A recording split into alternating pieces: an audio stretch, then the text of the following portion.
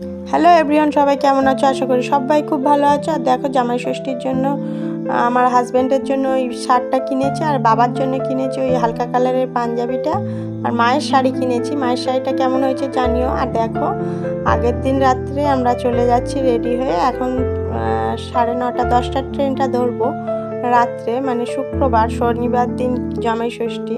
আর দেখো, বাপের বাড়ি চলে এসেছি। রাত্রে বিরিয়ানি হয়েছিল, আর কালকে তো জামাই ষষ্ঠী, হেভি হেভি মেনু আর অনেক কিছুই রয়েছে। দেখতে থাকো। এই যে দেখো, মা সকাল সকাল জামাই ষষ্ঠীর গামলাটা গুছিয়ে ফেলেছে, ফলের গামলাটা, আর ঠাকুরের পুজো দেওয়া হয়ে গেছে, ঠাকুরের ভোগ দেওয়া হয়ে গেছে। তারপরে শুরু হচ্ছে জামাই ষষ্ঠী। এর আগে আমার জামাইবাবু ছিল, ওনার জামাই ষষ্ঠী হয়েছে।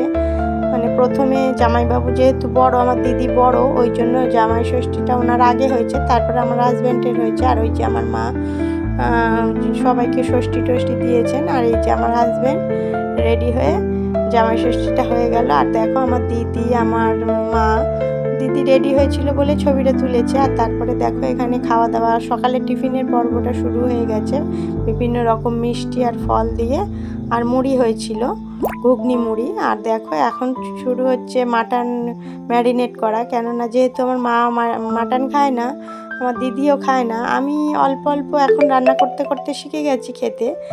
আর হবে এখন ইলিশ মাছ আছে, চিংড়ি মাছ আছে, এইগুলোই এখন রান্না বান্না হবে। এইগুলোই রান্নাগুলো সব আমি করব, আমি মা দুজন মিলে একসাথে করব। আর মাটনটা করবে আমার জামাইবাবু, আর মাটনটা ম্যারিনেট করলো আমার হাজবেন্ড, করে নিয়ে চলে গেছে উপরে ছাদের ঘরে, বসে বসে ওখানে রান্না হবে। আর দেখো, ইলিশ মাছটা আজকে সর্ষে বাটা দিয়ে ভাপাই হবে, আর মা বসিয়ে দিচ্ছে রান্নাটা।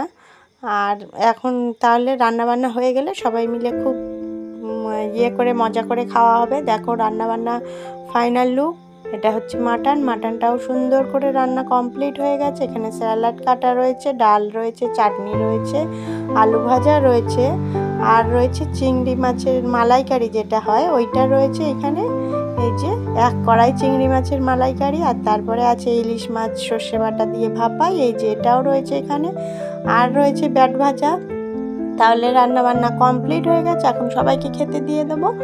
আর এই যে সমস্ত, আর ওই যে আমার বাবা বসে রয়েছে, আমার মেয়েরা বসেছে এখানে, আর এই যে আমার বোনের ছেলে, আর ওইটা আমার হাজব্যান্ড আর জামাইবাবু ওইখানে বসেছে খেতে। আমার বোন নিচে বসে রয়েছে, ওখানে সবাইকে ভাত বেড়ে টেড়ে দেওয়া হচ্ছিল।